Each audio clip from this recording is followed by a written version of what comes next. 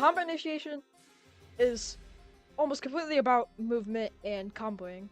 So today I'm going to teach you guys some of my movement tech. It's probably not my movement tech. A bunch of other people have probably thought of it. But this is just what I have personally used a lot. So, yeah. So the first thing is just going to be explaining SUPERBALL, how SUPERBALL movement works just in general, and how it can be comboed with other things. So first, let me explain to this. If you jump and then throw a SUPERBALL, about as soon as you jump, there's a chance you just get boosted by the SUPERBALL, which I just call normal SUPERBALL boosting. Some of you might not know this. If you hit Q and space at the same time, you can do sort of a special dash which uses 2 stamina. So if you just combo those together, you could go pretty far, okay? Let's start measuring this by how far these take you, okay? First thing, normal SUPERBALL boosting. Only takes you about 1 square. Dashing SUPERBALL takes you about 1, 2, 3, 4, 5, about 5.5 squares. So this is where I start bringing other things into the mix. This is the refractor. It is something you could use to blast away projectiles, enemies, and SUPERBALLs. So if you have a SUPERBALL and the refractor, so if you SUPERBALL jump and then use the refractor, you go pretty far. 6, 7, 8, 9. About 9 squares, right? You could add on to that even more than it already is by SUPERBALL, refractor, and then SUPERBALL again, which will take you 9, 10, 11, 12, about 12.5 squares. And that's just with SUPERBALL and a refractor. Now, if you want to get into rocket movement, that's a whole other can of beans. So, can of worms. Whole other can of worms that we're going to go into. I'm going to start off by explaining the basic rocket launcher. The one you could start with. It's quite okay for movement. It could be better though. So you have your normal rocket jump, which can only get you about 1 square. And then dashing and rocket jumping does not do very well. But if you ultra dash and rocket jump, you can get a good 1, 2, 5, 6, about 6.5 squares. And if you just add a refractor to that, you could land a whole 1, 2, 5, 6, 7, 8, around 9 squares away from where you originally began. And that's just for the normal rocket launcher. So let's head into the subversions. The rocket launcher has 2 variants, the multi-rocket launcher and the bazooka. Now each of these have their own impacts on movement, so let me get into it. So first we start off with the multi-rocket launcher. It's a rocket launcher that shoots a lot of rockets. And this can be used to boost you very far in one shot. For example, around 4.5 squares just then. So let's say if you ultra dash with it, you can go around 9 squares. And if you had a reflector onto that, well, you could land just about 2, 10, 14. You could go around 14 squares. Now, let's say you bring a SUPERBALL into the mix. That can expand this even more. Let's say Super Rocket, SUPERBALL, Refractor. That can get you a whole 2, 12, 15, 16, 18, nearly 20 squares away from where you originally started, and that's not even touching the surface of how far this could go. Now, you can't add another ball into the mix, but in order to do that, you have the multi-rocket, SUPERBALL, Reflector, and SUPERBALL. And that can land you a whole nearly 22 squares from where we started. And that's about where it maxes out with the multi-rocket launcher. But let's get into the bazooka now. Now, the bazooka handles a lot differently than the multi-rocket launcher for the fact that it has 5 shots, unlike the multi-rocket launcher, which shoots around 7. So, let's get into this. So again, you have your normal rocket jump, which will get you about 1.5 squares. You have your super bazooka jump, which will just get you around 3.5. But, like I said, this thing has 5 shots, so if you just keep chaining them,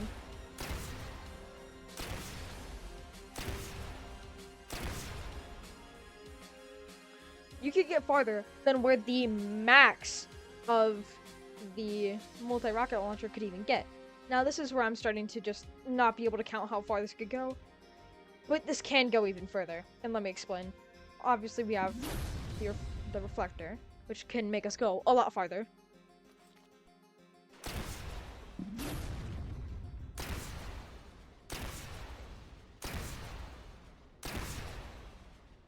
See how this time we managed to reach about midway of Chaos Canyon. And then there's also super balls, which if you just do one super ball, which will get you somewhere. So one super ball during the jump.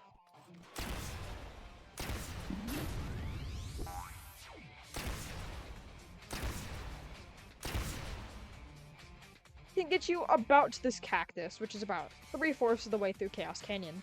Because of how long the jump is, it does give you the option to use multiple super balls if you can fit it in, so I'm gonna try that. So let's try using multiple super balls.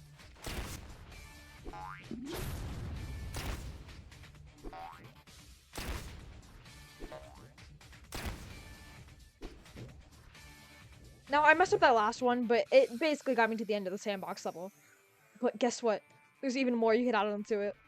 Now, let's say you're a maniac who wants to use all of their gear slots for movement. Well, guess what? Not only do you have the reflector, you also have jet boots. Which jet boots can add on a lot to any combo. For example, just the normal bazooka, just one shot from it can send you literally flying if you handle it right. Like, I'm already in Chaos Canyon already with one shot. Now, let's say you could use everything I've taught you. This, that, and that. If you're able to use that all in unison, well, you could easily cross the entire sandbox map.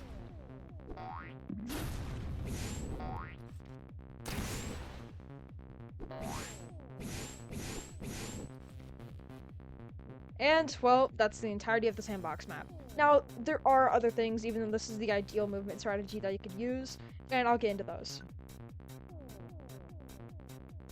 Now, let's say you have the bazooka, but you didn't exactly get the jet boots, you got an umbrella. I'm going to show you how you could use that in movement. For example, super boost, and then you get umbrella. You could glide much farther, even though it is a lot slower. You can glide rather far with it, even though it is painfully slow. But you can't go very far. Now let's say you use all of your rocket shots and then chain it into an umbrella.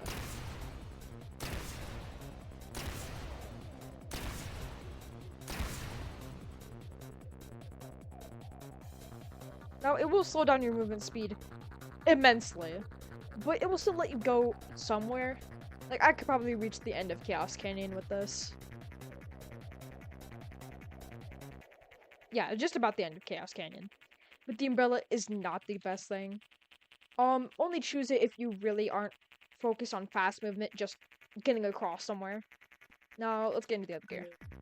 Now, I know a lot of you have been asking, oh, but Danny, what about the grappling hook? The grappling hook isn't very useful for movement. Not only does it override your dash button to where anytime you try to dash, it uses your grappling hook. You have to have rather good aim to even use it while doing some movement. And it's really just a far much worse dash. Now, sure, you could dash into like one of these lights and then maybe combo off of that. I really don't suggest it. It's not the best thing. And there's a lot of other things you could use which are a lot better than the grappling hook. For example, everything else I showed you earlier. So the grappling hook just isn't very good in general. Now, for a bonus, I will bring the time bomb into this since I know some of you will be talking about it. And, well, while the time bomb is pretty okay for movement, you do have to wait to start moving. Because, for example, the bazooka, you could just go, but with the time bomb, you have to time it right. And it is a pain in the ass to time right. But you can chain off of it pretty well. It does give you a lot of momentum, but you do have to wait, and it does have a pretty decent cooldown, unlike the bazooka, where you shoot 5 shots and all you do is reload them. Now, I did forget about one thing, and that's the fact that you could throw a time bomb down and then shoot it through a rocket launcher, which will send you absolutely flying, and there are ways to chain into that. Now, there is a way to chain with this. For example, if you throw a bomb down, shoot it with a rocket, and then start sword pogging. You could go pretty far. Oh yeah, I forgot. I've explained sword pogging. Sword pogging is a movement that you could do with literally just one tool and a dash. You just dash, and then right before you hit the ground, you want to try and sword the ground. You want to stab it. So, for example, it has some very good movement, and you can combo with this, for example, with Super Ball. So, for example, if you throw a Super Ball down, you could start sword pogging, and it will send you pretty far. And this isn't just a normal sword exclusive thing, you can do it with the katana too. And I'm not sure about the firebrand, considering I don't have the firebrand, but the firebrand is quite slow. And you can also sword pog with just the F key. So you can keep like a Super Ball in your hand. So, boom. Now, sword pogging is not just exclusive to the normal sword, it does work with katana. I'm not sure about firebrand, considering I haven't unlocked it yet. But anyways, everyone, that was the combat initiation movement tutorial. If you guys would like a part 2 or a sequel when there's a new update, let me know and I will do that. But for now, that's it. See ya.